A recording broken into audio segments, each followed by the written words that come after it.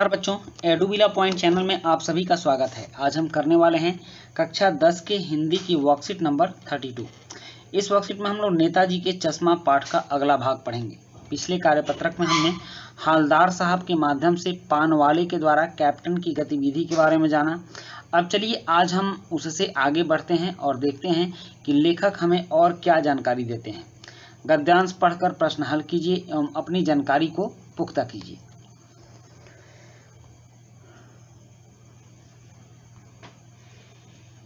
हालदार साहब को पान वाले द्वारा एक देशभक्त का इस तरह मजाक उड़ाया जाना अच्छा नहीं लगा। पीछे की कहानी यह है कि जब उन्होंने यह जानना चाहा कि यह नेताजी के मूर्ति पर चश्मा कौन लगाता है, तो पान वाले ने बताया कि कैप्टन चश्मे वाला लगाता है। और कैप्टन चश्मा वालों की बातों को के बारे में सुनकर हालदार साहब को ऐसा लगा कि वो देशभक्त है। लेकिन पान वाले ने जिस तरह की उपेक्षापूर्ण व्यवहार उसके साथ की और जिस तरह का सोच उसके प्रति जताया और मजाक उड़ाया, यह हालदार साहब को अच्छा नहीं लगा। मुड़कर देखा तो अवाक रह गए। एक बेहद बूढ़ा मरियल सा लंगड़ा आदमी, सर पर गांधी टोपी और आंखों पर काला चश्मा लगाए, एक हाथ में एक छोटी सी संदूकची और दूसरे हाथ में एक बांस पर टंगे बहुत से चश्मे लिए अभी अभी एक गली से निकला था और अब दुकान के सहारे अपना बांस टिका रहा था। मतलब कि उन्होंने जैसी छवि कैप्टन चश्मे वाले के मन में बनाई थी उस तरह का देखने को नहीं मिला और उस चीज को देखकर अवाक रह गए कि एक बूढ़ा सा मरियल आदमी, जिसको कि अपने शरीर का ठिकाना नहीं है, लंगड़ा आदमी जो खुद नहीं चल सकता है, वह नेताजी की भावनाओं का कितना कद्र करता है, उसके अंदर कितनी देशभक्ति भरी हुई है कि देशभक्त नेताजी के चेहरे पर चश्मा नहीं है तो वो कभी भी उनके चेहरे को खाली नहीं रहने देता है, उस पर चश्मा लगाकर ही छोड़ता है। उसके पास दुकान भी नहीं है, वह संदूकची और बांस पर टंगे बहुत से चश्मे लिए गली में घूम रहा था और दुकान के सहारे अपना बांस टिका रहा था। तो इस बेचारे की दुकान भी नहीं है, फेरी लगाता है मतलब वह घूम घूम कर बेचता है। हालदार साहब चक्कर में पड़ गए।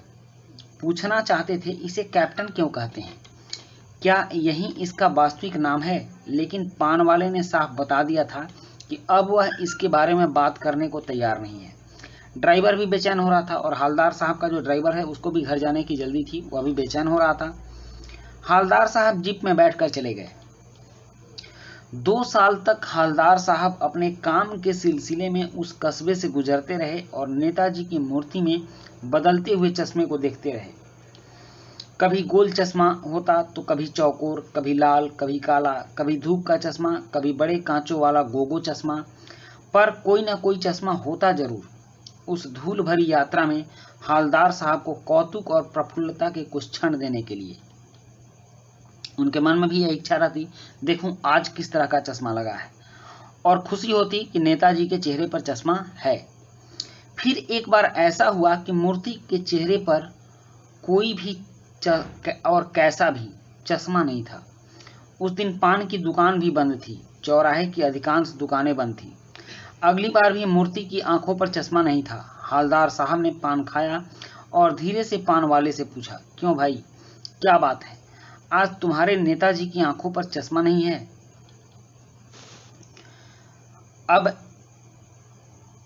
आगे की कहानी अगले वर्कशीट में, तब तक कुछ प्रश्न है उसको देख लेते हैं। निम्नलिखित विकल्पों में से एक सही का चयन कीजिए। हालदार साहब की दृष्टि में कौन देशभक्त था? तो इसका उत्तर है पानवाला, मास्टर मोतीलाल, कैप्टन और चेयरमैन। तो हालदार साहब की दृष्टि में कैप्टन देशभक्त था। एक बार कस्बे से गुजरते समय हालदार साहब को मूर्ति में क्या अंतर दिखाई दिया?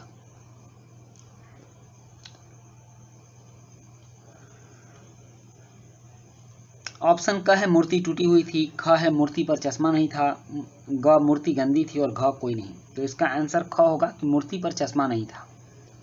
नेक्स्ट है प्रश्न 3 कि चश्मे वाले के प्रति पान वाले के मन में कैसी भावना थी?